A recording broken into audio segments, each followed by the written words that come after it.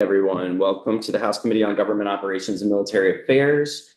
It is Friday, January 19th, and we're here today to take some more testimony and hear some new language for H-140 and act relating to requirements for state-funded grants.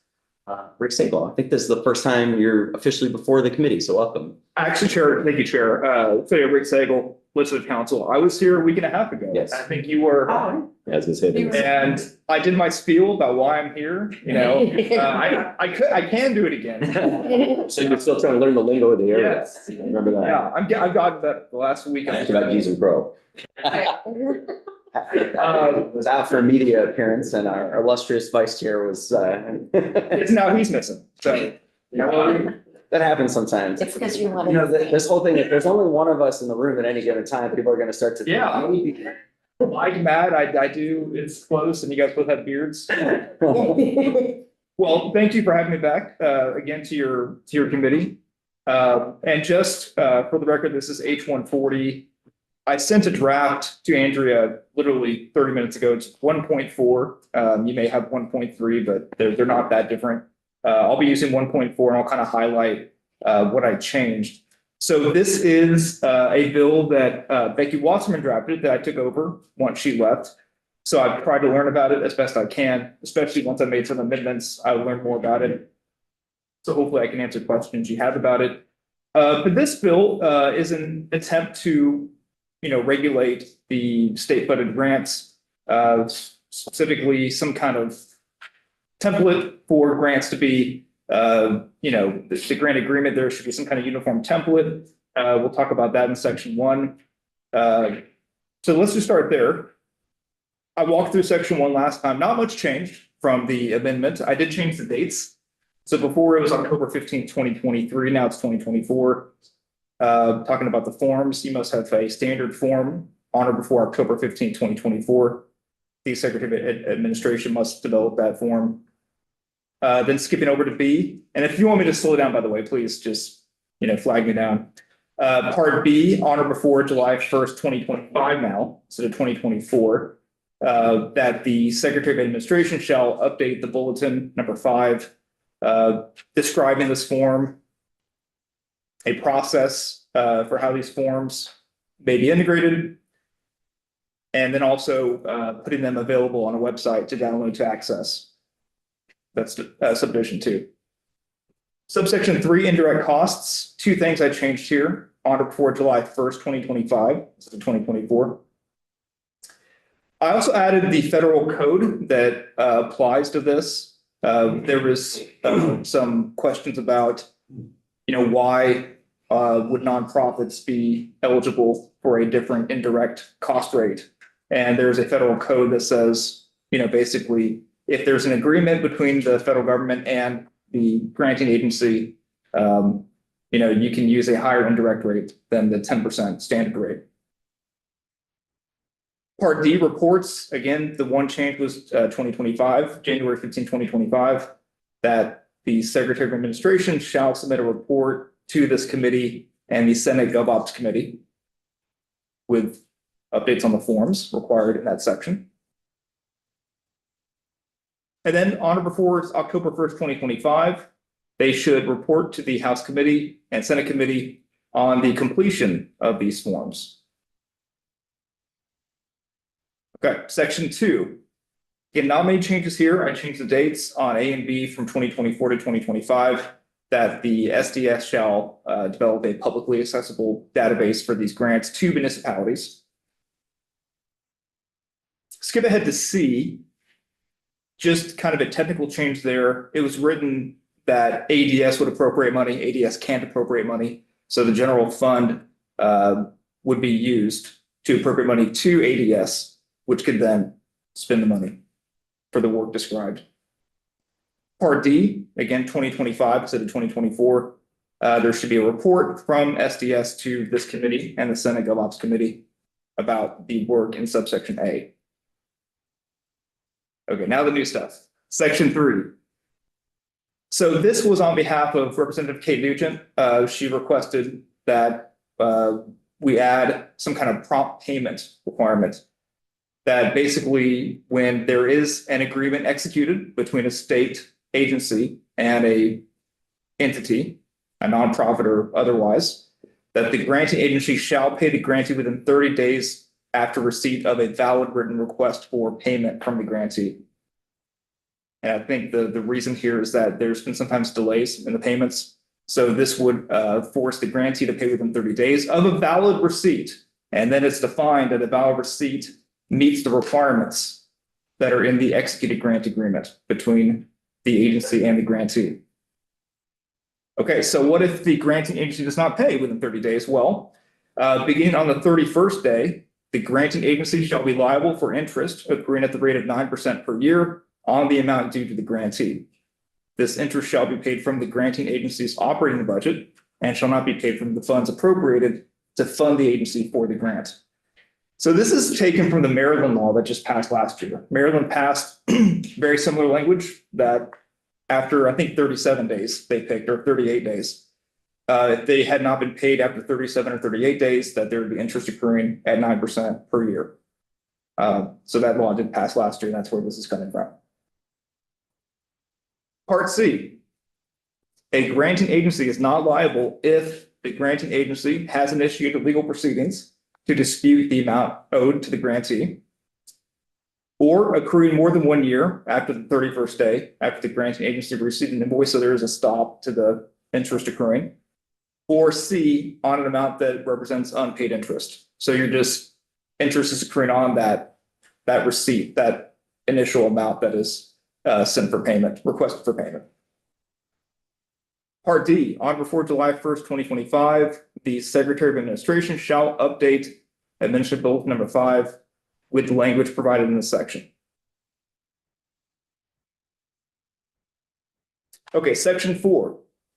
There is a working group created that will kind of overview and look at the current grant awarding process in the state. Membership of the group will consist of 6 representatives of nonprofits selected by Common Good of Vermont. Out of these 6, 2 will be from human service organizations, 1 from an arts, culture, and humanities organization, an environmental organization, or a recreational organization. C, 1 representative from an education organization, excluding higher education, 1 from a nonprofit that provides mental health care, and 1 from Common Good Vermont. There shall be 1 from a Vermonted United Way organization appointed by the executive director of United Ways of Vermont. 2 members of the Vermont House appointed by the Speaker. 2 of the Vermont Senate appointed by the President Pro Tempore. The Secretary of Administration or designee, and 1 member of the Governor's administration appointed by the governor. Part C, meetings. Hold on 1 second, Rick. Representative Higley, go ahead. Just want to ask the question on the 2 members of Vermont Senate appointed by the President. That's a little different than usual, being appointed by the Committee on Committees. So is there a specific reason for that? On my amendment.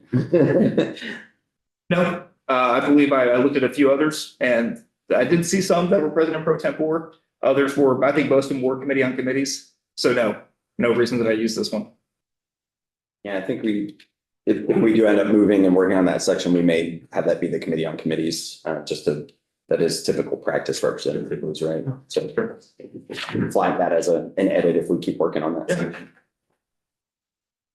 Okay, so let's go to the meeting section, part C. The Secretary of Administration or designee shall call the first meeting of the working group to occur on or before September 1st, 2024. They shall select the chair at the first meeting.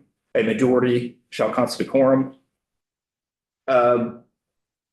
This I'm going to highlight here, part 4. The working group shall meet not less than 8 times. That's not usually how we word it either. And that's, a little strange. So we can certainly discuss that, or we can rework that. But I think the point here is that they need to meet a certain number of times to do the work. And 8 was the number selected. So we can check that. At part 5, the chair may establish subcommittees to perform the work. Powers and duties.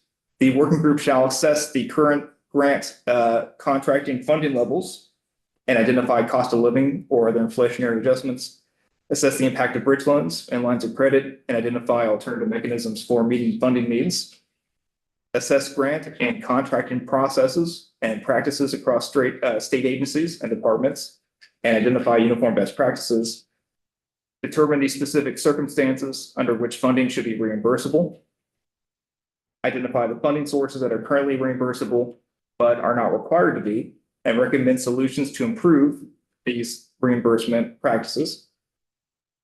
Identify system improvements that would simplify grant application and reporting processes. Examine ways to ensure consistency between state and federal indirect rates, including implementing a standard 10% indirect rate across all state funded grants. B, reviewing the process for nonprofits to qualify for an indirect rate above the standard 10%. And C, honoring federal direct rates. Consider related issues that arise during the course of the working group's duties. And finally, part E, actually, there's two final parts here. Reporting. The working group shall submit a written report to the House Committee on GovOps with its recommendations based on the analysis conducted on or before September 1st, 2025. And importantly, this report shall include draft legislative language to support the working group's recommendations. Compensation and reimbursement, these are typical for other work groups, that if you're a legislative member, you'd be reimbursed not more than 8 meetings, and that might be where the 8 comes from. Okay. For 2, that other members should be reimbursed for not more than 8 meetings. Payments should be appropriated for. Just right quick, you said not more, and the other one was not less. Right.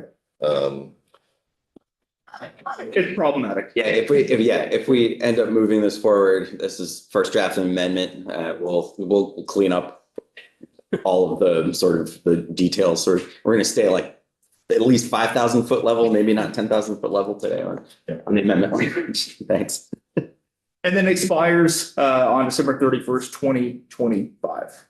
And it would take effect July 1st, 2024. Questions about the words on the page? We're gonna hear a bunch of testimony about the why and who's advocating for what, but Representative Cooper, words on the page. Where did the 9% penalty necessarily come from? The Maryland law was, I believe, pretty influential for that number. Because some cases we use 12. No, I think the language mostly taken for the Maryland. Yeah. I was wondering, if there aren't any questions about the words on the page, if Representative Nugent, you wanted to just frame up the amendment and kind of where each of these pieces came from before we get into our witness testimony, that might be helpful. Yeah, sure. So the prompt A section is meant to alleviate some of the challenges that a lot of grantees have experienced in delayed payments and from the time when the state started reimbursing for things that had already been spent rather than upfront. As we heard from a lot of nonprofits, and I think there's probably hundreds more that would say that that's been a real challenge for them, and also small businesses and other state grantees.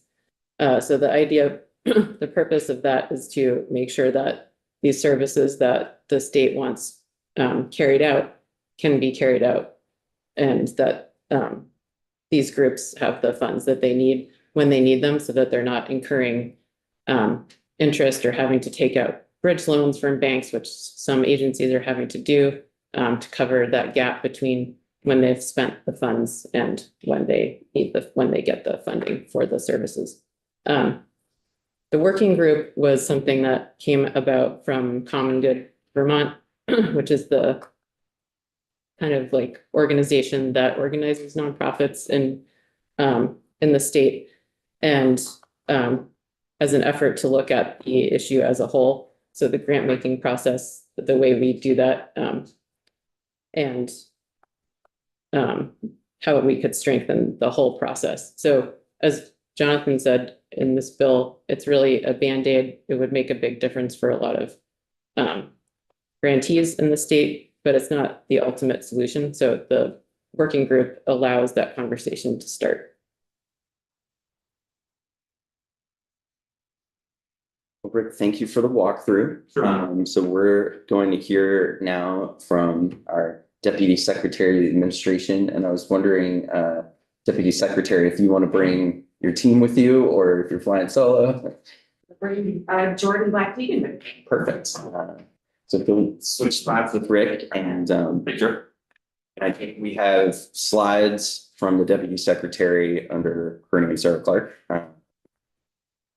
It's been our custom use. I think this is the first time you're here, unless there's some other short window that I was not chairing. That you ask about. We all know you from your former job here on the legislative side. So congrats on your appointment as Deputy Secretary. Thank you very much. It's my pleasure to be here today. For the record, my name is Sarah Clark and I'm the Deputy Secretary of Administration. And I'm here with my colleague. Jordan Black Deegan, I'm the statewide grants coordinator.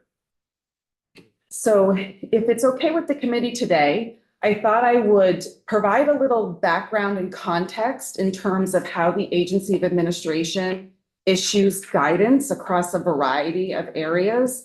And then I want to talk specifically about indirect cost rates. And then I have some slides that give some feedback on the draft of the bill. I have been the Deputy Secretary of Administration for about 3 months now, so not too long. Prior to that, I worked as the Deputy Fiscal Officer in the Joint Fiscal Office, so I did have the pleasure of working with a few of you over the last 2 years.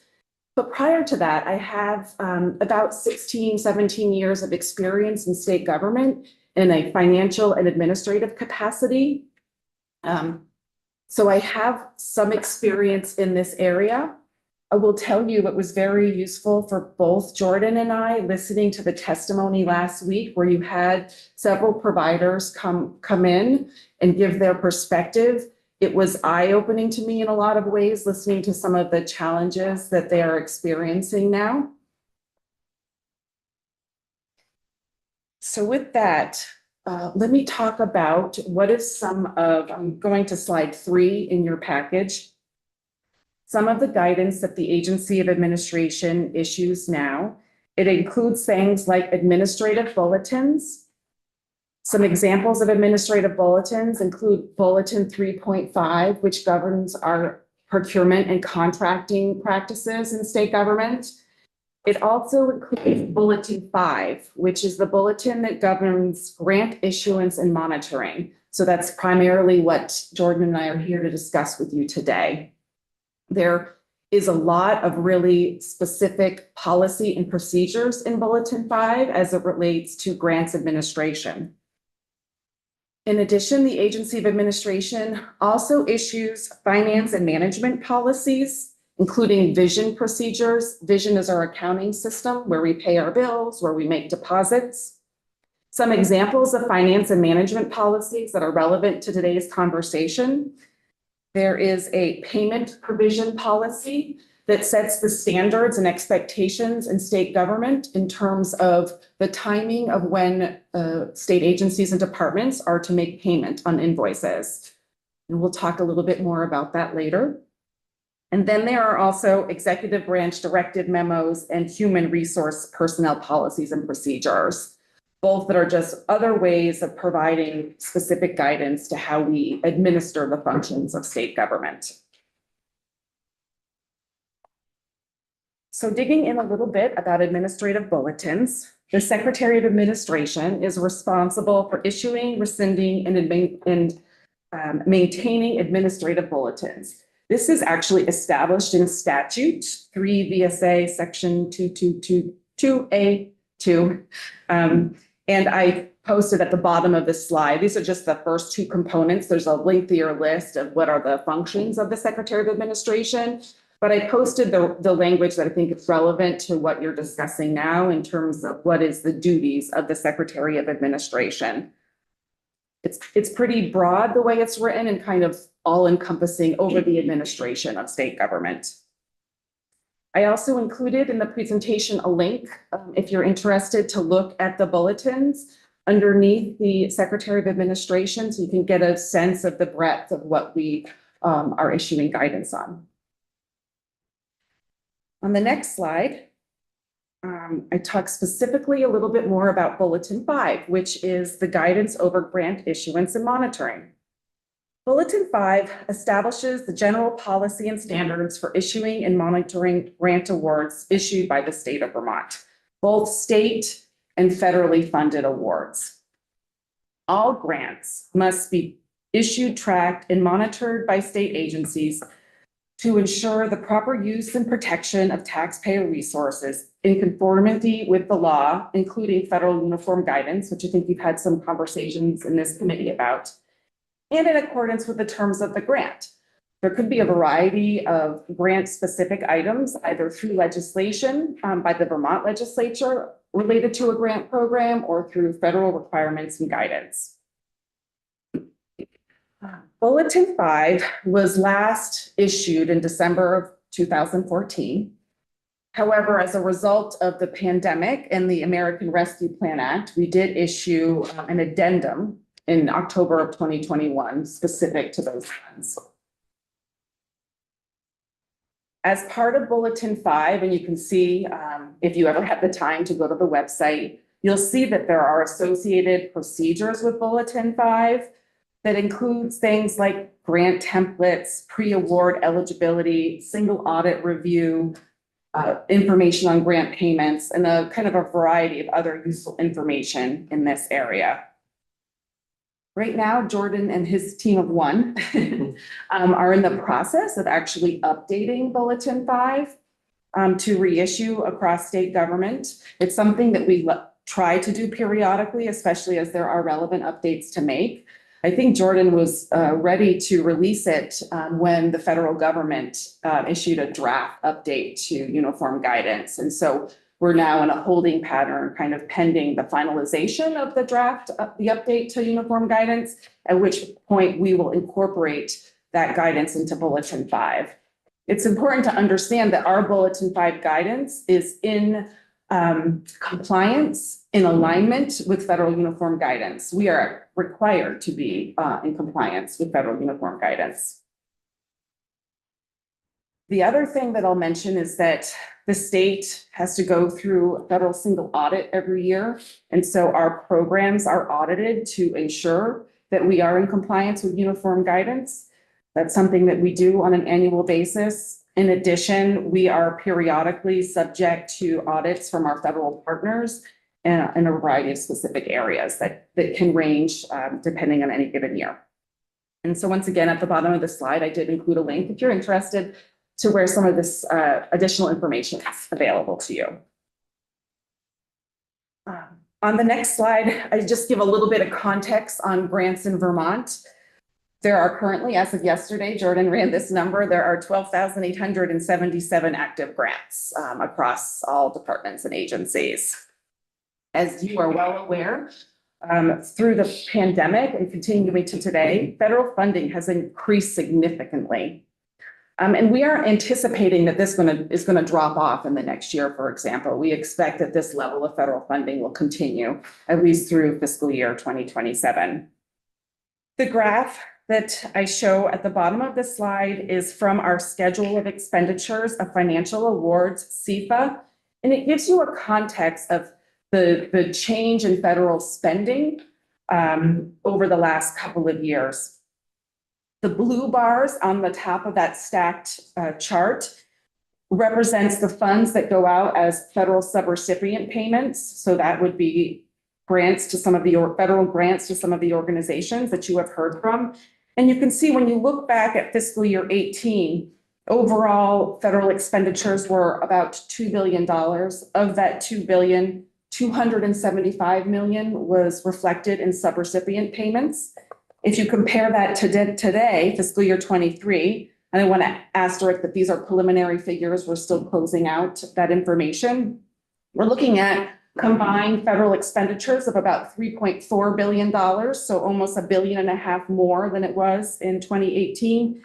And 714 million of that was subrecipient payments. So again, about a $450 million increase in subrecipient payments between 2018 and 2023. And as you can see, the biggest year of spending was in 2021, which makes sense. That was about $4.4 billion. That was probably the height of the kind of pandemic funding that was flowing to Vermont, and that the coronavirus relief fund that had some very tight timelines in terms of when states had to spend those dollars. And so you can see that flowing through there. And Can I just ask before you move on, who counts as a subrecipient? So when you're saying something, what's included in that category? Yeah, that's only pass-through dollars, so it does not include beneficiaries. So the reason why it looks like we're getting a lot more federal funds, but the subrecipient number isn't going up quite as much as you'd expect, is because there's actually hundreds of millions of dollars that are going out as beneficiary payments. Those are not subrecipient expenditures. Those are still creating that same amount of work, creating those agreements, pushing out the money. But those are payments such as like the emergency rental assistance program. So that funding went out directly to people in need to pay their rent, to cover their mortgages. That money is not subrecipient expenditures because it didn't have rules attached to it. So subrecipient includes the nonprofits we heard from. Yes, nonprofits, municipalities, for-profits, individuals. There was 771 grants that went out to daycare providers. A lot of those are individuals running sole proprietorships. So Representative Cooper. Thank you, Mr. Chair. We one of 50 states that have seen this graph in terms of ups and downs, or is some of this specifically earmarked? yeah, I would say that all states experienced the same influx of federal funding as a result of the pandemic. I think in Vermont, especially when you look on a per capita basis, because we have fewer residents, but some of the federal relief efforts were, we benefited from small state minimums. So for example, coronavirus relief funds, every state got $1.25 billion. For a state like California, perhaps not as meaningful. For a state like Vermont, transformational. Thank you. And then in the interest of additional information, we have a transparency website called Spotlight, where you can look at actually in each given fiscal year, detailed lists of all of the grants that Vermont has issued. So. Okay, on the next slide, we're going to talk a little bit about indirect cost rates in Vermont state government. So as I said earlier, Vermont follows federal uniform guidance. We are required to use one of the following methods for federal subawards. And I've included links both to uniform guidance where it talks about the methods and options for indirect cost rates, and in Bulletin 5 where it references that language and has some additional Vermont details. So there are three options for indirect cost rates. One is the federally approved indirect cost rate. The second is the federal de minimis rate, which is currently 10%.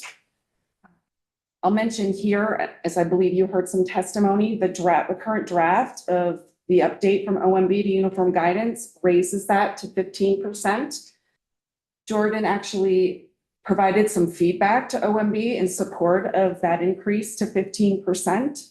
We won't know until uniform guidance is finalized if that is a change that gets effectuated.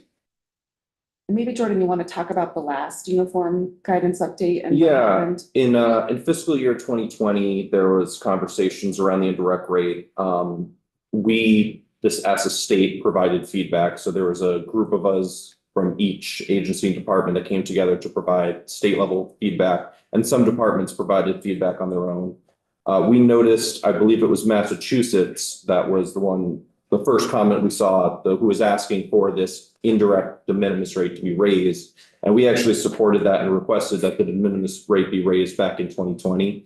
It wasn't, it was kept at 10% at that time. It was deemed to be the correct rate for that time. Now we're seeing 15% and we're on the second round of red line addition. So last time there was 2 rounds. So we're right before publishing if it goes the same way 2020 did. So we're expecting that the 15% de minimis rate would be approved as is. Thanks, Jordan. Yep. And if it is approved at the 15%, it'll get incorporated into the state's Bulletin 5. So, so in addition, the third option is a rate that will be negotiated with the state pass-through entity and the organization that will be receiving the funds. And so that is the third option as it relates to federal funds. I will say that de minimis rate is a federal rate, so there's not, like, the state doesn't have its own de minimis rate. We adhere to uniform guidance and therefore we use the federal de minimis rate. And so if that changes, we will adopt that as well within our state guidance. Bulletin 5 allows for state-funded grants, so that's different than federally funded grants. It allows for state-funded grant recipients to draw indirects using one of the above three options for indirect cost rates. However, I should say it's not a requirement within uniform guidance or within our state guidance that indirect cost rates be incorporated into a grant agreement. However, it is an option. So Representative Waters Evans, did you have your hand up? I just wanted to make sure I didn't. did. Okay, go ahead, please. Thanks. Can you explain a little bit what you mean by state pass-through entity and how that works? Yeah, so the state of Vermont is the pass-through entity for federal funds. So what that means is that the dollars are coming from the federal government and they are meant to go to a recipient. The federal government doesn't contract and grant with every individual in every state, and they don't do grants to every not-for-profit in every state. And so what they do is they give funding to each of the 50 states and Guam and the US Virgin Islands, et cetera. And they task those states with passing those funds through. So we end up in a position where we are managing the grant for the feds and we are doing those sub-grants for them. And then we are expecting that our sub-recipients, which, so if it's state funds, it's a grantee, we grant to them. When it's federal funds, it's sub-recipients. And what that means is that they need to report to us all federally required information, and then we compile that information and report it back to the federal partner. So the rate negotiated with the state pass-through entity, in theory, you could negotiate any rate that you wanted. So what we use for all state grants right now is we allow people to use the same options that are in the federal, which is just, as far as I know, it's what all the other states do. I know several of them do. And so what that means is that if they calculate the rate following the federal guidance in that same manner, they could get a approved negotiated rate through us. Or if they have a NCRA, which is a federally approved rate, that's what happens if their rate is approved by US Health and Human Services at the federal level, is tasked with doing it for the whole federal government. Mhm. If they do it, then that rate is already set by them. Those rates do have a limit of 25%. So when I worked for the Department of Public Safety, we calculated at 25.6, and HHS at the US level cut us at 25%. You cannot exceed that on a federally calculated indirect rate. Got Representative Boyd and then Representative Nugent. Thank you. So the federal de minimis rate is 10%, and it's no specific Vermont de minimis rate. I'm wondering if there is an average accepted negotiated rate. I don't know what an average accepted negotiated rate would be. I know what you mean. I don't know what that number would be. I could try and find it. Our grant system doesn't include, it's very basic. It doesn't have the indirect rates in it. So it would take quite a while to collect them all. I from auditing other recipients, municipalities, as well as not-for-profits, I would say probably around 17% is the one you see the most often. And then there's actually different types of indirect rates. So the de minimis is a modified total direct. It's like a base rate. You can also calculate salary and wage-based rates, which have different rules and different calculation systems. And those rates can go higher, but the dollar amounts drawn on them usually end up being lower. So for instance, the RPCs in Vermont, the regional planning commissions, have salary and wage-based rates, and they're almost all over 100%. but the dollar amounts drawn are only on salary and wages, not on all expenditures. So the dollar amounts drawn end up being relatively in line with 17%, despite the significantly higher number. Yeah, go ahead and follow up and then. So you would say that commonly, there's been a negotiated accepted rate of, say, 17%. Around that, yeah, I've seen a lot of 16 point something and a lot of 18 point something, 17s. They tend to be in that range. But it is organization specific. Yeah. Representative Nugent, go ahead. It's just, could you talk a little bit more about how you, or when you allow a higher indirect rate and what circumstances under which you have? And if you have any examples, that would be great. Yeah, so if there's a NICRA, which I believe was mentioned last week, that's when the federal agency has approved the rate. We accept that as is, we do it for state, federal. There's a lot of grants in the state of Vermont that are both state and federal. There's general funds that wrap around a federal program. So the dairy programs, a lot of them are federal programs, and then there's state funds that are attached. And then all the federal rules apply on the single grant. And so we accept NICRAs on all of those. Then there's the de minimis rate, which is currently 10%. And you can do that. And then I believe you're asking more about C, the rate negotiated with the state pass-through entity. There are processes in each department's granting plan, which is a requirement of Bulletin 5, that requires them to create a process to review, accept, and use negotiated rates with entities. So where I think there seems to be a disconnect is the amount of time that takes to happen. I know there was in the testimony last week, there were some people who weren't able to get a rate approved, and there were others who had an 18.1% rate that he was talking about in his testimony. And part of what that is that for the federal ones, when we're doing federally funded awards and we're approving and reviewing those rates, we have a period of time that the feds require us to do it in, and it's 6 months. And what happens is if you need money and you need to get your award out the door, a lot of people don't want to wait 6 months to find out what their indirect cost rate is going to be. And that ends up being an issue timing wise, but it's an issue on the state side, staffing wise, of you need someone who can do it, who's trained in it, and then they have to do the review process and approval process. So I believe the 18% was what the food bank had requested, but I don't think they have actually received it. So I wonder if you could talk more about that. I think we both listened to that testimony, and I think it's an area where we are following up with the Agency of Human Services and the Department of Children and Families specifically. And are there, Hold on. yeah. Well, I guess what I just want to get clarity on is it sounds like for folks who have a NICRA, so A, the federally approved rate, the state will just accept that as the indirect rate. We're legally required to, Yes. for federal funds, but we do for state as well. But that for entities that a grant is appropriated to fund their work, they're doing work on behalf of the state of Vermont. And they can clearly show that, indirect costs related to that work are much higher than 10% of the grant award, but they would have to wait a significant amount of time. And so it becomes an issue where the de facto reality for them is, if I heard the testimony correctly, is that they basically have to default to the 10% rate. There really isn't any real way for them to logistically or financially negotiate a higher rate. Well, the food bank was one of them, but there was another testimony where they talked about the rate that they use on last Thursday.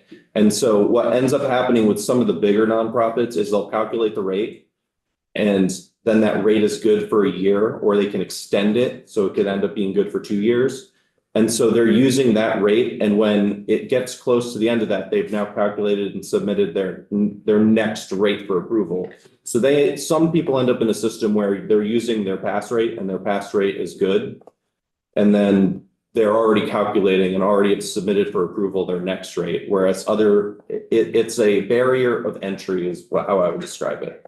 There's an issue with getting your first rate, because when you go to get your first rate, if you then say, oh, never mind, we don't want it. Well, now you're not getting your rate calculated. You're using the 10%, and then it just kind of compounds each year. You run into the same timing issue. So if there are time constraints on an organization, they may not be able to wait to negotiate that higher Yeah. rate in the interest of executing on the agreement. I don't want to hold up the rest of your testimony any further. What strikes me is that some of the organizations that we heard testify have been grantees for a long time. And so I'm trying to understand how this works for them a little bit better, but I think we can park the indirect cost high level piece there. I want to hear the rest of your testimony. Yeah. So thanks for indulging us with the questions. Great questions.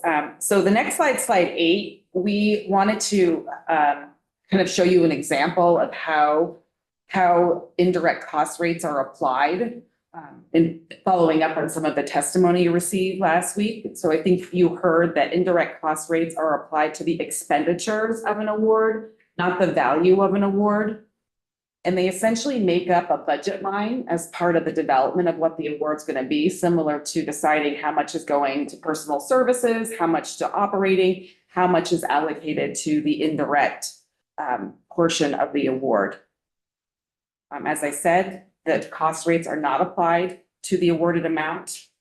And they also, indirect cost rates cannot be applied to certain unallowable expenditures, such as capital expenditures, for example.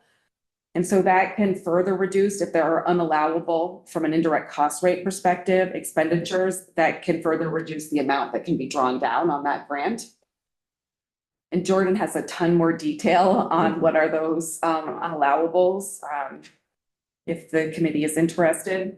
And so we have, I think, a relatively simple example down at the bottom for nonprofit A that receives a subrecipient award for $3 million.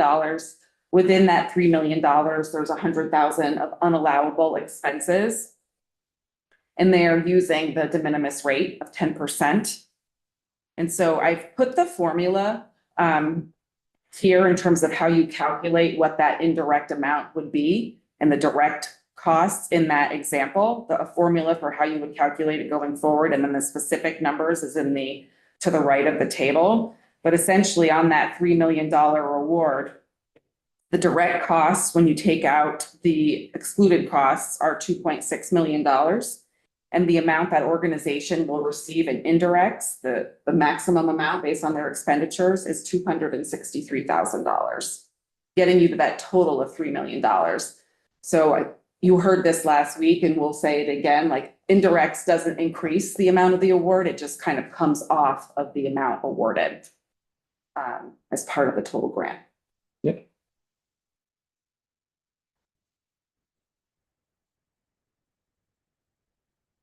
Thought the example might help a little bit, but it's a fictitious example, but a little bit of help with the math. As a financial person, I love seeing the math come together, so. No, that makes sense for me. And we heard the example, for instance, of, the indirect costs can't pay for the warehouse that the food comes from, even though that's, maintaining and operating that is a critical piece of delivering the service that the grant is for, so. It can pay for the warehouse. I think that they were saying that the direct costs can't pay for the warehouse. The indirect would pay for the warehouse. Sorry, that's exactly what I'm. Okay.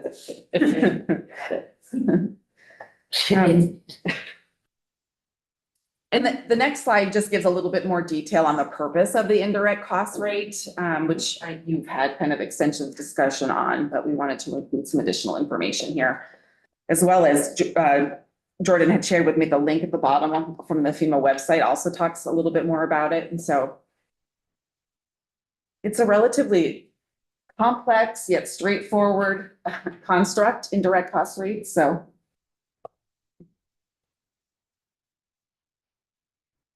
unless there are other questions on that, I thought we could maybe go to the bill and we'll give you some of our feedback, understanding that you're still in the development process. Is there anything else you wanted to add, Jordan? No, I think that's, yeah. Great. Okay, so section 1A of the bill talks about forms, standard grant application form, standard grant agreement, and standard reporting forms. So as we said at a high level earlier, the state of Vermont, as it relates to agreements and the form of agreements for grants, we have standardized grant agreements now. The picture on slide 10 to the right of the words is just the first page of what that standard template looks like. This has been available since 2014 when uniform guidance was first published. And this is what is in use now across state government. It's available on our website in a downloadable kind of PDF format. And so it's out there, it's in use, and it's available on our website.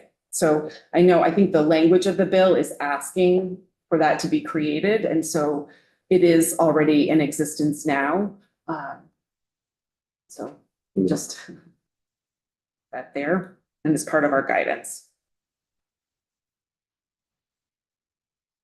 I think as it relates on the next slide, as we talk about standard grant applications, we do not have a standard grant application in state government right now. I think what I would want to relay to you is that it gets relatively complex trying to standardize across many different grant programs in state government, both federal and state grant programs, because once you start delving into beyond some of the common elements, name of organization, address, some things that would kind of easily be standardized across all grant programs, I think it gets more complex, because if you're looking at a transportation grant program versus a childcare grant program, you're going to have different requirements as part of that application process. And so something to consider as we talk about developing a common grant app, that this would be, I think, challenging to navigate, something that could be used across the broad spectrum of programs. In addition, and the Secretary of the Agency of Digital Services here, in addition, right now, we don't have a grants management system. So we are managing it through templates and information in that way. And so having a common grant application without the technology to support it, and I'll let her speak more to this, I think would be challenging for us to implement this common grant application. But as you can see on the right of this slide, it is a future goal, something that we have been in conversations about developing a grants management system to help enable this functionality across state government.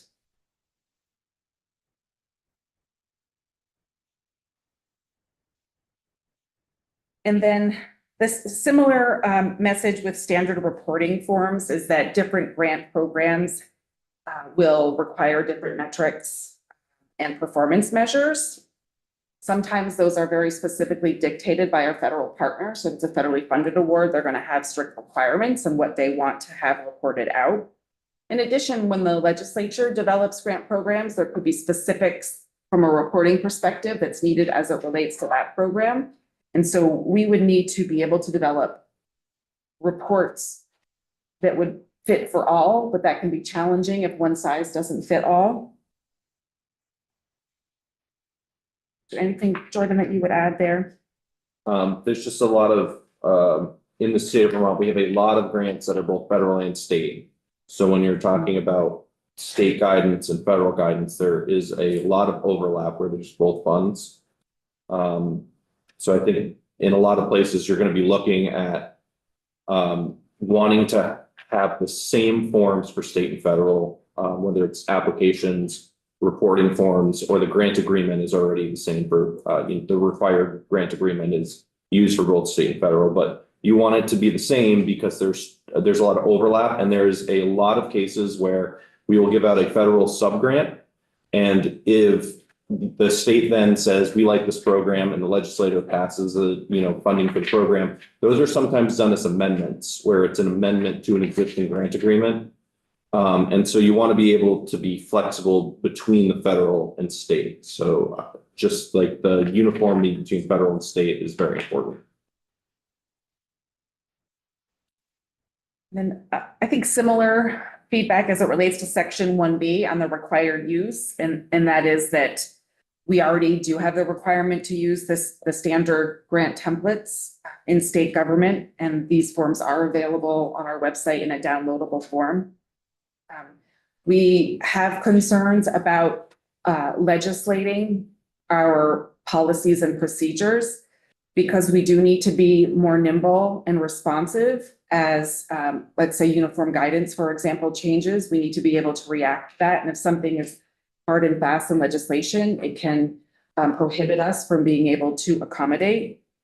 For example, right now we have a process for waivers from both Bulletin 5 for grants, Bulletin 3.5. Waiver is a process by which an agency or department can request of the Secretary of Administration a waiver to that bulletin and the provisions of that bulletin.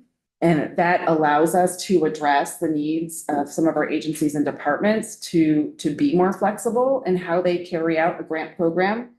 So an example of grant, the provision from Bulletin 5 that we may waive.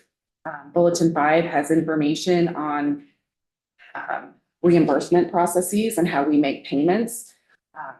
Sometimes there may be a situation where an agency or department needs to do something different, perhaps allow for advanced payments in a very narrow prescriptive manner. And so they would request a waiver from the Secretary of Administration from that provision to allow that flexibility. And so our concern would be, however this legislation was drafted, we wouldn't want to prohibit that ability to be flexible and responsive to specific needs. So something for you to consider as you work on this. So, is there anything that you would add? Because Jordan he reviews all of the waivers from Bulletin 5, so it's a wealth of knowledge there. Yeah, I think, the only thing I would add is that for the grant agreement, we have a waiver in place right now for the Agency of Education because they have their own grant software. We're trying to get grant software at the state level. They have it at the department level that is very specific to education grants and those requirements. And so they have a waiver to not use the standardized grant agreement that everyone else uses because their grant agreements are digital. So they can't, they've programmed it in to come out to look as much like the standardized grant agreement as possible, but they're not filling out that same form because theirs are going in a digital manner. They're sent directly to the people through this system, and the recipients of the system have access into a portal where they're receiving it digitally within the system. So when the grant agreement is then required to be in Bulletin 5, it removes the ability for us to use that waiver. My big concern would be that going forward, we are looking to get a grant management system at the state level. And when that happens, we hopefully will be able to get a more standardized application process where a recipient can log in to their portal, they can view all the available options, they can apply, and it will automatically fill in what their supplier is, what their name is, what their address is automatically. And when all of that starts happening, if we have to have the grant agreement in Bulletin 5, it's going to be pretty difficult to have a grant agreement in Bulletin 5 if the grant agreement is being customized in the software. And so there'd be kind of an issue matching those at that time.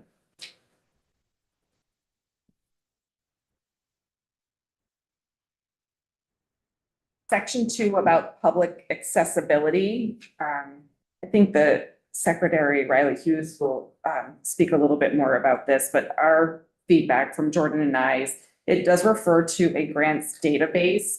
But I think in listening to the testimony, I think the idea is more of a grant listing. And so we just ask you to consider changing from database to another word to more, I think, accurately reflect a description of what is being requested here. Another concern we'd have is that once you create a list of all kind of grant opportunities, it will immediately become stale. And so the process and the resources that we would need to maintain such a listing, I think would be challenging. And then this section does call for a $35,000 appropriation, and we are concerned that would not be sufficient to cover the needs of what's being requested here.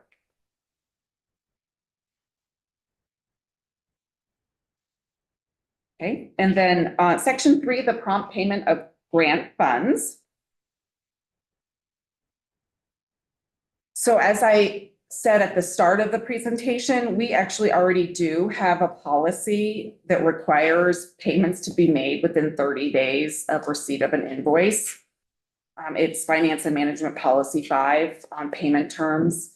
In addition to indicating that net 30 is the kind of standard, there's information in that policy that actually can allow for, in certain circumstances, a quicker than net 30 payment. However, that is our policy.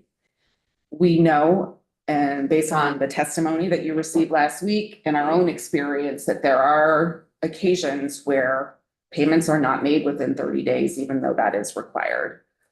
And so I think, as we have heard over the last couple of years, state government is not immune to the resource challenges that are experienced everywhere. And I think there have been delays as a result of some of those resource challenges. And I think there are some very specific examples of departments that were more significantly impacted by those resource challenges, and some other events that led to some significant delays in payment of invoices.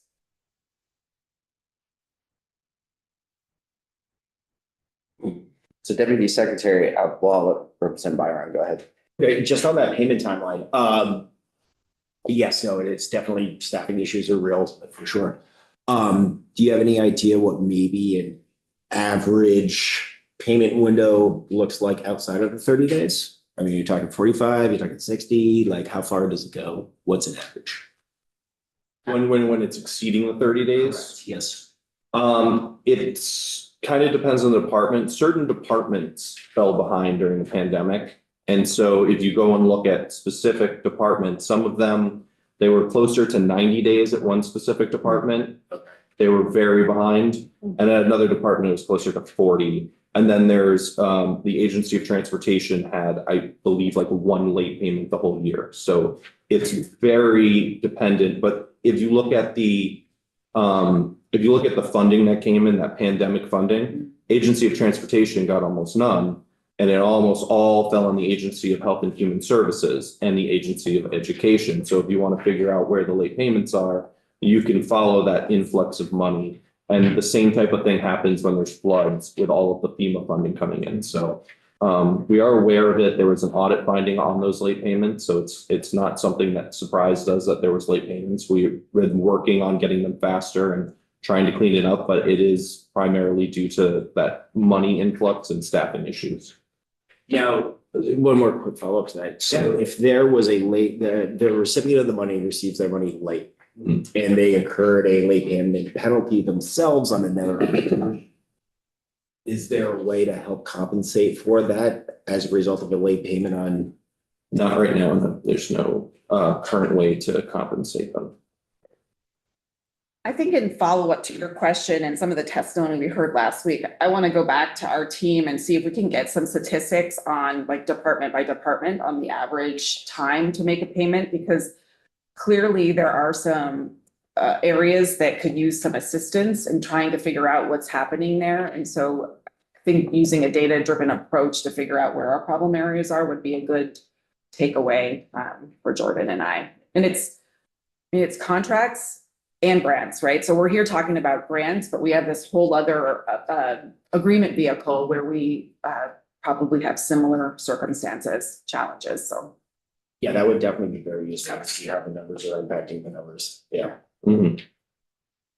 Representative Nugent. Could you talk a little bit more about the contracts versus grants process and how those are different and how they're similar? And maybe a little bit historical context also, because I don't think that grants were always treated as similarly as contracts by the state.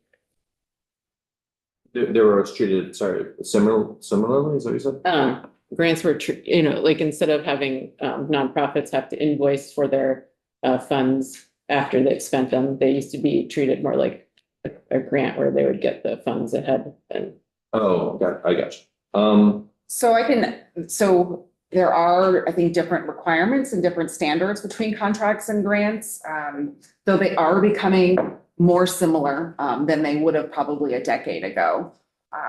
So when you look at bulletins 3.5, how we administer contracts, and bulletin 5, how we administer grants, there are similarities and differences from a contracting perspective. The competitive request for proposal process, the competitive procurement is very important. Whereas on the grant side, it can be a little bit different, though there is still, as you're probably familiar with some of the providers that you've heard testimony on, there could still be competitive process for grant application. The nature, and maybe Jordan, you can speak to this a little bit, the difference in the nature of the agreement between a contract and a grant and what's required of a grant versus a contract? Yeah, so a contract is when we're, they're both legal instruments to carry out similar purposes. And so where you find the differences, when we're talking about grants, we're talking about requirements that need to be met, like compliance requirements. And the people who are receiving the grant are the ones who are carrying out the purpose of the funds. Whereas with the contract, you are paying someone to carry out a specific purpose, normally not the general purpose of the fund. So I don't work with contracts unless they're contracts on grants. So my view of it is sometimes a little different because there are specific procurement rules when you're contracting with federal funds, and then it's procurement on a grant, if that makes sense. When I was the chief financial officer for the Agency of Human Services, and how I try to distinguish, a lot of work goes in across state government and making sure you pick the right vehicle for your agreement between a contract and a grant. In my mind, when we use a contract, when we were purchasing like goods and services, and when we were granting money, it's when we were asking an organization to kind of carry out the responsibility and the requirements of like a federal program, for example. So like easy for me to say that, but then sometimes when you're trying to determine what's the right agreement vehicle, it can get a little bit gray. And there are tools in Bulletin 5 to help people, and an entire section of Bulletin 5 to help people determine if something should be a contract or should be a grant. And generally it's a matter of, are you contracting them for their service on this award, their whatever that entity's primary service is, and that's what you're asking them to do, or are you asking them to do something different that is for the award specifically? And then that's kind of the award is when they're being asked to carry out a purpose, and the contract is when they're being asked to carry out what they normally do every day as a contractor. One part of Representative Nugent's question that I don't think we quite hit on was how we got to a place where we're asking an organization who's been awarded a grant, they've been asked to do to carry out the work of this particular program on behalf of the state government. And then we're hearing testimony that some of those organizations are, it's not just 90 days, we were talking like 6 months from the time they sign an invoice to the point where they're taking out lines of credit, which they're paying pretty significant interest on in order to pay their employees and then pay for the cost of materials and things to do that work, and then waiting for the state, whereas the money's been appropriated, that money's available.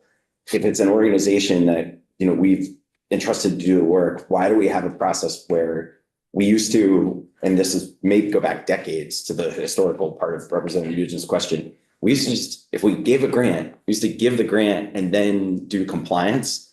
Why have we gotten into this point where we're really tediously invoicing on grants, not contracts? So we are also doing that invoicing on contracts and. Right, that's more. It's all. That aside contracts. Yes. I work for a contractor. I understand how contracts work. Grants are different, right? Especially Yes. some of the organizations that we had testifying. So I just want to understand it. Is this really, we're GovOps, right? So I just want to move back up to values and having state government work well. Why are we doing this? What is the virtue of doing it this way? So if I may, and then Jordan's Yep. gonna fill in great details.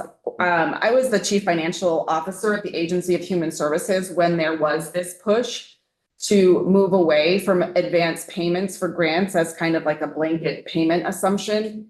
And that effort was made to bring us into compliance more with uniform guidance, because while advanced payments are allowable underneath uniform guidance, there's very kind of strict parameters when they can be used. And then it has to be on a kind of very narrow basis. terms of reconciling expenditures with what you've actually paid an organization. And so I think it was 5 or 6 years ago when this push was made at the Agency of Human Services that I know caused, I think, pretty significant disruption in the system. At that time, we tried to commit that if by making this transition away from advanced payments, that there would be a tight turnaround in terms of submitting reimbursement-based invoices to ensure that the cash flow needs of organizations were met. But as we heard last week and today, there are challenges with that that are pushing organizations financially. Yeah, Would it you was say triggered statewide? by audit findings is what it was. We received single audit findings. With federal funds, you're not allowed to just give all the money to the people upfront. If you do cash advance, they can't be high risk unless they be. You are required to add additional requirements if they are high risk, if you do a cash advance. And what those requirements are left up to the state. So the feds, they tell you have to do it, but they don't tell you what those requirements are. So you can't do high risk without additional requirements. You can't do all the money up front. You have to do it in a manner where you would essentially give what you would assume to be 1 month of money. And then they have to tell you what they spent that 1 month of money on. And if they underspent, you have to adjust the next month. And if they overspend, then you adjust the next month. And you're on like an adjustment basis of giving them monthly payments ahead of time. So there's no, for federal funds, way where you give them $1 million award and you give them $1 million day one and then they invoice it over the course of the year. You would give them $100,000 the first month, and if it was 80,000 that month, then month 2 you give them 60,000 because their 20,000 over is already incorporated in that. And so that's how that process works. The feds prefer that we use reimbursement. That's the primary vehicle that we use for all the federal funding is reimbursement when we can. And so that has kind of fallen over onto state grants, primarily because there's so much overlap. So if you look at the state funding, most of the state grants going out are either amendments to federal awards or combined with federal awards. There are state-specific programs as well, of course, but I'm not sure what the exact percent is dollar-wise, but I would say you're talking about almost half of the state funding being in some way connected to federal funds. Representative Nugent, do you have a question? Yeah, I was curious, are there any entities that the state is not treating as high risk, Yes. or what are they? There's tons. So you can be both a medium risk and a high risk entity on 2 different types of funding. So the risk assessment that the feds provide, one of the criteria is dollar amount, and it's one of the heavier weighted criteria. We use that same risk assessment for state funds. We try and make everything be used for both state and federal funds. When there's been differences in the past, it's caused issues, confusion, wrong forms being used, and audit findings that have cost the state a lot. So we're at a point where state and federal are being treated as closely to the same as we can. But it's a matter of there being, I'm drawing a blank in the word here. What I was gonna say related Yeah. to that is that there is part of Bulletin 5 is there are risk assessment forms, and that's kind of the first pre-award process that agencies and departments use is going through a risk assessment Mhm. that will get at the kind of factors and how we would slot an organization from a risk perspective. Yeah. But, I know what I was gonna say, the risk on, if you're getting a large award for ARPA, a rental award going to a rental nonprofit, and the dollar funds of that award are extremely large, and you're planning on like statewide grants going out from this, that's more likely to be high risk because you're going to be over that high dollar threshold. If you're getting a very small award and you're a smaller nonprofit and the dollar amounts are much lower, you're getting $30,000, it's much more likely to be low risk because that federal requirement is telling us $30,000, they're not as worried about it. $30 million, they need to be more heavily monitored. They need to be looked at if they're going to be receiving advance payment on such a large amount of money. So I'm very confident that almost every person out there, every entity out there who's receiving a lot of awards has been high risk and probably has been low risk too. It's the risk assessments are done on an award basis, not on an entity basis. Representative Byron, and then I want to start wrapping up our deputy secretary's testimony. So No, thank you. You actually answered the brunt of my question with that, so thank you. Okay. So to the information gathering that we were discussing before, Mhm. is it possible to pull some information together to speak to how many are classified as high risk?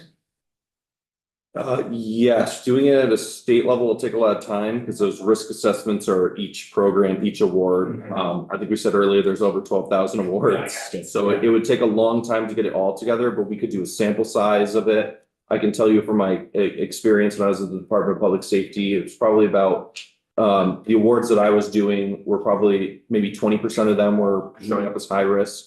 And the rest were almost all medium risk with a little bit of low risk. It's going to depend on the award program though, because if you have some of the things are, do you receive a single audit? If you do, you're lower risk because you're getting an audit.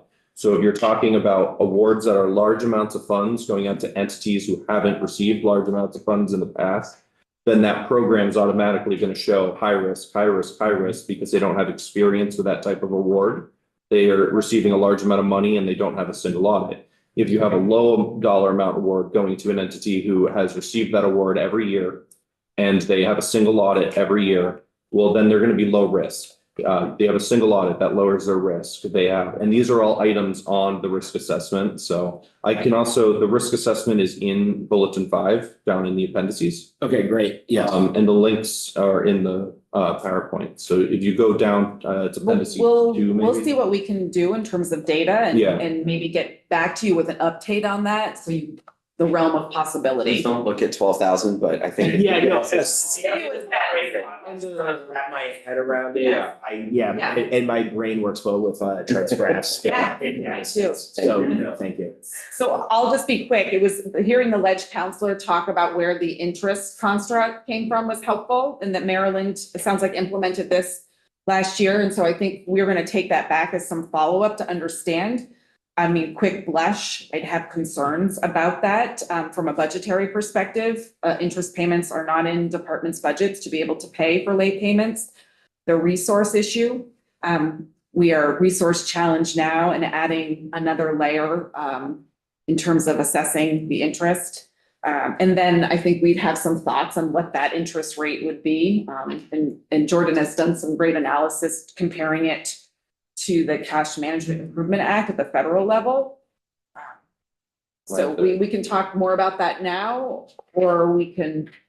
I think, just for the purposes of our time, I would really like to have you back on this Okay. at some point. Okay. We are not gonna like pass this bill out without Okay. significant collaboration with you. So I just want to make that really clear that we wanted to get some of these ideas and some response to some of the testimony we heard on the table today, but it's definitely not our desire to create more work. We're trying to make the lives of both the folks inside of state government and the grantees that you all work with work better if we move anything with this bill. So definitely don't want to put a lot of stress and pressure, but some of the issues that we heard seem to be worthy of us delving into. So Agreed. appreciate that.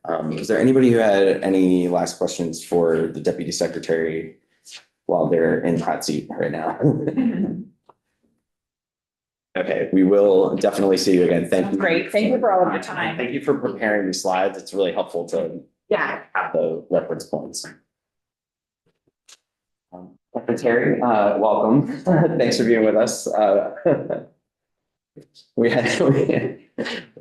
definitely moving a little slower than I thought we would this morning. That's one of the hardest things about trying to figure out testimony and agenda setting. So I appreciate it. Thanks for being with us. So for the record, Denise Riley Hughes, I'm the secretary for the Agency of Digital Services. And in interest of time, this is my first opportunity meeting this committee and speaking with you all.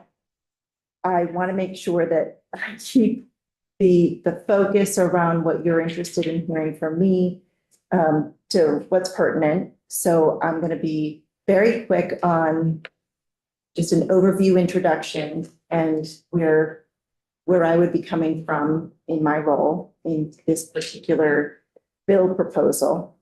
And then I'd love to have you ask the questions that you may have.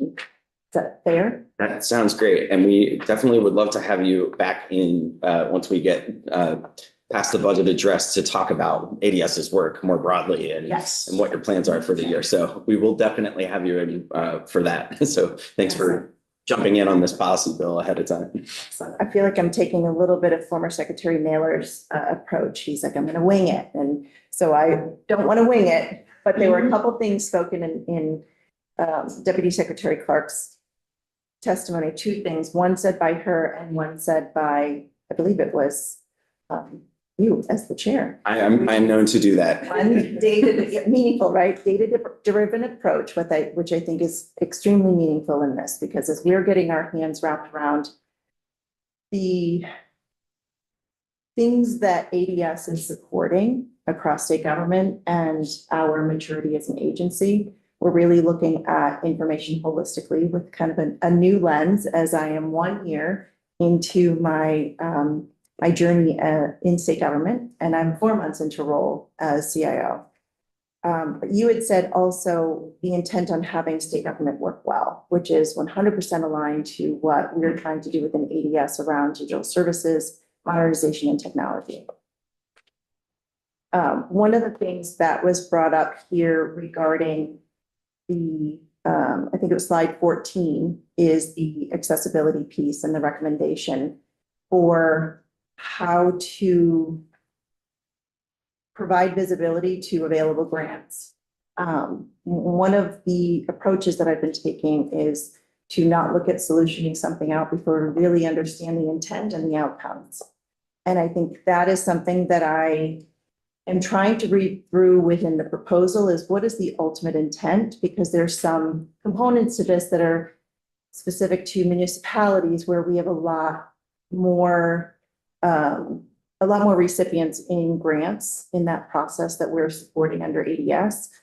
The Deputy Secretary pointed out as well that there is not a central grants management system, but there's something else that's happening that has a major investment through prior appropriations, which is the ERP system.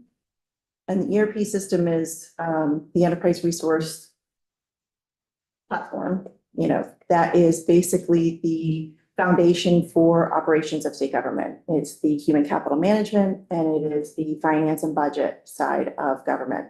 So we are right on the cusp of launching the implementation of a modern system. One of the components of that is grant accounting. So I think that's critically foundational to what you heard today, especially around the current process, the caveats, the considerations. There is in the system that exists today, we didn't build it. First of all, ADS wasn't around, but we didn't build it in the way that grants are utilized, captured, and accounted for today within state government. It doesn't have the right design functions. And so this new system has the foundations to do so. So all of the accounting side of grants is going to be built into this new ERP system. So I don't want to get ahead of that by solutioning out the user experience side, because it will change and it will have to now be included. And then it has all these other components to it. One of the things that, if I were to look objectively at having a list or a database, if you go on to vermont.gov, just on the front page, whether you're on a cell phone or on a laptop, and type in, for this exercise, municipal grants. It's all powered by Google search, which is embedded into all of the state websites today. So you get 10 pages of grants. If we were to take that and create a separate website, a separate page that has to be manually managed, that is only going to do the same thing that search is, which is point to the originating location of those grant applications or grant programs. That is the example that the Deputy Secretary was saying, is that we don't have those resources to manage, to to duplicate the content management of all of those various places. So we do have that central, let's call it central repository. That may not be as user-friendly as we want it to be long-term, but that can be built into what needs to be, future state grants management system for the state. I want to make sure as we're making these decisions and making recommendations that they are based on the meaningful outcomes that we are trying to drive towards. And so that's as I'm going to listen to your questions and try to answer the best that I possibly can. I want to make sure that I'm capturing those intents and outcomes as well.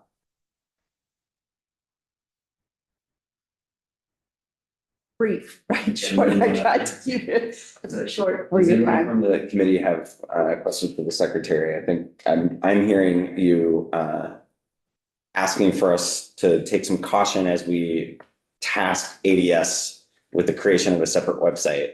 I'm sure if you heard our testimony that we took from the last time we were picking up H-140, there was a real desire to make it easier for municipalities to be able to figure out what grants are available, especially in this time where so many are recovering from floods. This committee spent a lot of time last year talking about technical assistance grants and using ARPA money to help municipalities. It's my understanding that that hasn't really worked the way that we had intended either. And so would be interested in partnering with you and others in the administration to figure out what are the ways that we can actually help municipalities get access, especially to federal funds that are available. We've tried a couple of things in here and it doesn't seem to really be working. And this proposal came from a few representatives of municipalities who are particularly lost, and the state has more resources than municipalities. That was the kind of fundamental theory behind us, helping with technical assistance and, providing some solutions like this. And this might not be exactly the right thing. The proposal of the working group that's outlined, I would love to see Agency of Digital Services represented as part of that working group, but I think that would lend itself to uncovering all of those components. The challenges expand far beyond that. I come from a very small town. We've got a town manager and a part-time town clerk, and I know them obviously personally because we're a small town, right? Everybody knows everybody. The experiences of the town clerk having to log into all of these different systems, and each new system has a different login, and they have to remember a different password. It's a different experience. Those problems are something that it is going to take time for us to resolve, but it is something that we have built into our long-term plan. And it is something that we're trying to alleviate and make, as you said, make working with government easier. And that is one of the core focuses of my agency. Looking at the grants piece, the risk to solutioning it out the way that is proposed is far more costly than what a $35,000. It's not something that you can do in the basement for 90 minutes. It is much bigger than that. The experience that would drive is the same thing that you're getting Google search on Vermont Athletics website, which is a list of what's there, and it would just route you to that landing page. We need to do what a working group can come forward with beyond just grants, really about usability. And it is going to take a group effort collectively to do so. I was curious if you could talk a little bit more about the process by which organizations find the grants. And is it typical that they would go on Google and search for them, or how are they announced? Like, how do they find out about them, and where are they on the state's websites?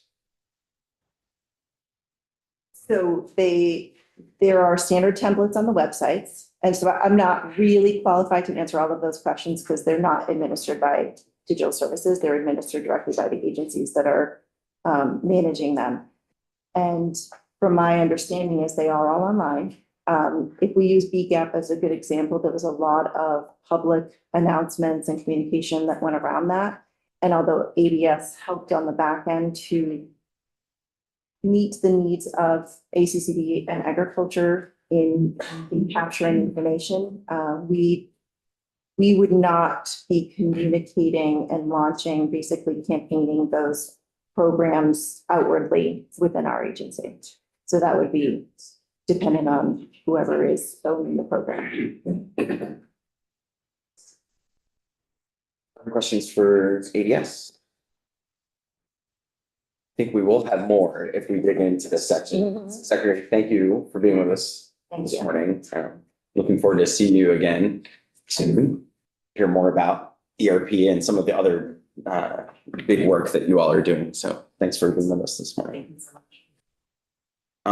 So I believe our last witness this morning on H-140 is Ted Brady, and I appreciate your flexibility and patience because we had to bump you the other day. So thanks for being with us this morning, Ted. Thanks, Mr. Chairman, and thanks for giving me the opportunity to participate remotely today. That really helped my life, so thank you. We're trying to make state government a little easier. That's the whole theme this morning. Yes. Well, thanks. For the record, I'm Ted Brady. I'm the Executive Director of the Vermont League of Cities and Towns. You folks know this, but just for the record, we represent all 247 cities and towns in Vermont here in the legislature. Every city and town is a member of the league. And we adopt a municipal policy every 2 years. It's voted on by all our membership. So ideally, I'm coming here speaking in a collective voice. And the collective voice I have today is, well, thanks for thinking about grants to municipalities, because anytime we mention it, it gets their attention. And I say that because we do a membership survey every year, and every year grant writing and grant administration is at the top of the list of requested services. This year it was the second and third most requested thing that we could help municipalities with. So thanks for paying attention to that. I should also stop there and say thanks also for putting the municipal charters on the front of your burner this year. Thanks for getting those out of committee so quickly. I have three quick messages for you. One, municipalities do need better access to state and federal funding. So the underlying intent of much of this bill intends to do that, and we appreciate that. Two, we have some experience in trying to make it easier to access state and federal grants for municipalities. And so we have a couple of kind of best lessons learned. And then three, overall, just in general, we support several aspects of this bill and what it does and how it does it. So let's start at the top of getting better access to grants for municipalities. First and foremost, the best way to get more federal and state money into the hands of municipalities is not to make the grant process simpler, not to create more grants. It's actually to give municipalities money through some sort of ability for local option tax authority, which I know this committee's talked about many times, many years. About half of our communities have that authority. Only about 24 of them exercise it, but that would be a great thing. The second thing is we're the only state in the region that doesn't have some form of municipal revenue sharing. This money, this system would give money to towns to do things that the state wants them to do, like make infrastructure improvements, go down the list. But it doesn't come with the strings of making sure that, Ted, who is a select board member, fills out grant applications at midnight to get that money. So the best way to do that is to put the money in the town's hands and not make them jump through grant applications and whatnot. That said, we recognize the reality is most of the money that goes to municipalities, aside from that property tax, which is strained, as you all know, is in the form of grants. And so we were really lucky last year to get, 2 years ago, to get a $250,000 appropriation from the legislature to stand up something called the Federal Funding Assistance Program. With that money, we hired a former town administrator and former housing commissioner, Katie Buckley, a former regional planning commission executive director, Bonnie Waninger, to stand this program up. And what we've been doing is helping towns and cities and villages access grant funds. We've we compiled the federal funding handbook, which was kind of a reader's digest of a program book that had 300 different federal programs in it. We're putting on webinars regularly with our members and with state agencies about the grants that they are offering, and with federal agencies about the grants they're offering. And we also maintain, I don't want to call it comprehensive because it's hard to get the data, but a pretty exhaustive list of current open grant applications. And that's available on our website under the federal funding program. I include the link to that website in my written testimony if anybody wants to scroll through it and check it out. We're also conducting one-on-one sessions with municipalities and working on their funding stacks, working on all these fun things that it takes: project ideation, project referrals to different agencies, go down a long list. And we work in hand in glove with the regional planning commissions, who are the real workhorses of municipal grant writing, who are actually writing grants for municipalities during their day job, so that Ted, the select board member, doesn't need to do it at midnight. So then let's get to three specific aspects of the bill that VLCT supports. One is we support anything to make a more standardized grant application. I appreciate that the Agency of Administration has a kind of cover sheet that is standardized. That's all it is. It's a cover sheet. It's like, what's your town's name? What are you applying for? And how much money? Then you get into the actual grant application, and they are all different. Just to give you an example, if you're applying for water and wastewater, you're going to apply to the Agency of Commerce, likely through a community development block grant, maybe through a municipal planning grant through ACCD. You're going to apply for the DEC's Clean Water Fund. You're going to drinking water fund, whichever it is, the revolving fund. You're going to apply to the Department of Transportation for streetscape improvements. You're going to apply to the Northern Border Regional Commission, which is administered by the state. You go through all these lists. It's going to be 4 or 5 different grant applications. Sure, you filled out the same cover sheet, but it gets deeper. And the reality is, the reason each application is different is because every funding stream has different things prescribed either by the legislature or by Congress, and you can't get all that in one application. So we believe in the dream of a standard application and reporting process. I am highly skeptical that we will get there in my lifetime, but we believe in the dream and believe that that should be a goal. The second thing is indirect rates. Really appreciate that the bill talks about indirect rates. Indirect rates are not a big issue for municipalities. They're not a big issue for municipalities because very few of us have established indirect rates. It's a really complex process to get your indirect rates approved by the federal government. And as a result, very few of us have a set indirect rate. I don't believe the de minimis federal indirect rate applies to municipalities. I think it's only to nonprofits. So again, we appreciate the concept because if there's a way for us to actually recoup the actual cost of administering the programs that the state has asked us to, or doing the projects the state's asked us to, it would be nice. So we do actually sympathize with that section and think it's a good idea. And then finally, and perhaps the most notable, is the bill as written would, we think, make it easier for municipalities to find grants. And I do appreciate the ADS's testimony that says you can just Google it on Vermont.gov, and you can just go to the websites of the individual agencies. We are constantly approached by state agencies asking for our help marketing their grants to municipalities. And we talk to municipalities who constantly do not know that certain grant opportunities exist out there. And so a centralized place where agencies were told they had to post their openings, not the fact that a grant exists, but when a grant is open, I think would make a lot of sense. And I do understand the complications of building a full grant database. But right now, state agencies that I know of do not need to post their open grant notices any one particular place where you can go and look at them. I know that because my staff is culling through all of these agency websites and trying to collect them and put them together.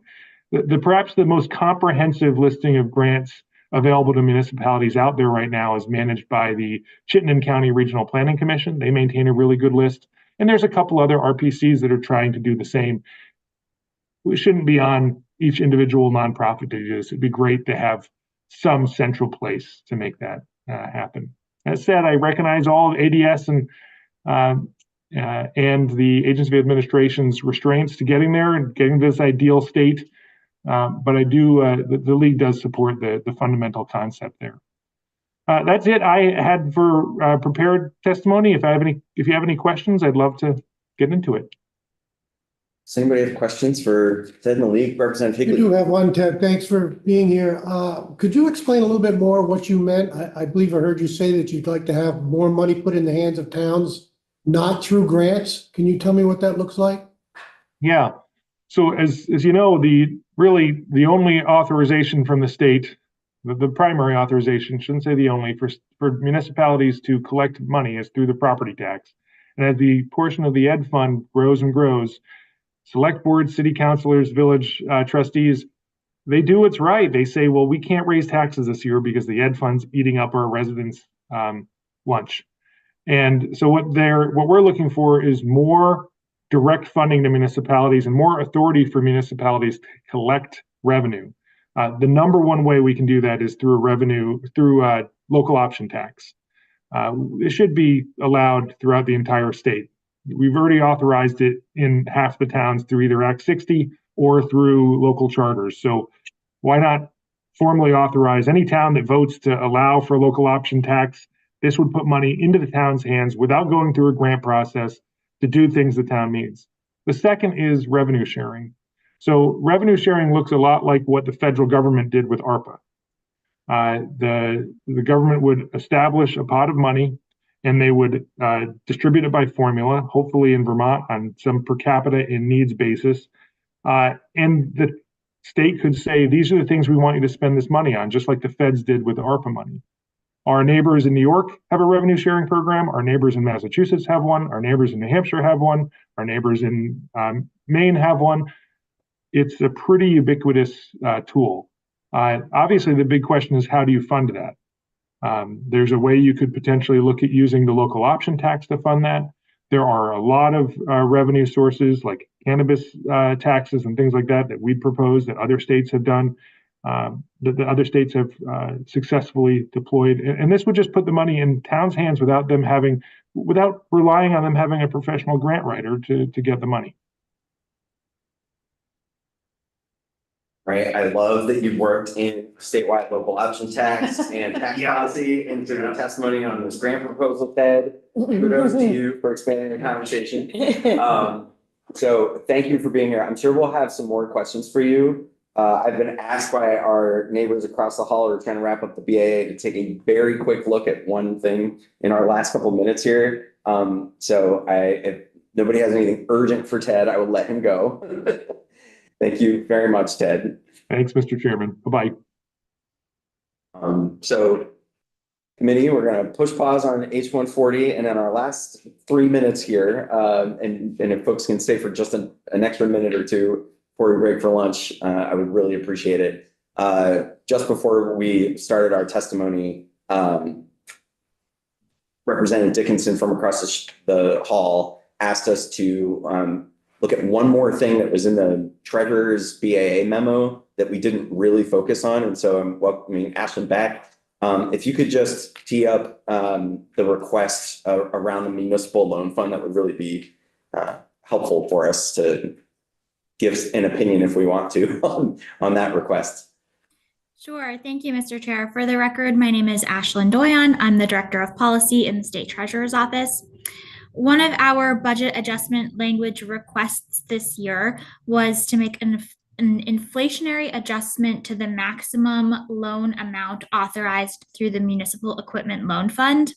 The Municipal Equipment Loan Fund is a fund administered by the treasurer that provides low interest loans to municipalities for equipment such as ambulances, fire trucks, dump trucks, bucket loaders, excavators, things of that nature. The current maximum amount is either 75% of the purchase price or $110,000, whichever is smaller. We're seeking to increase that amount to $150,000.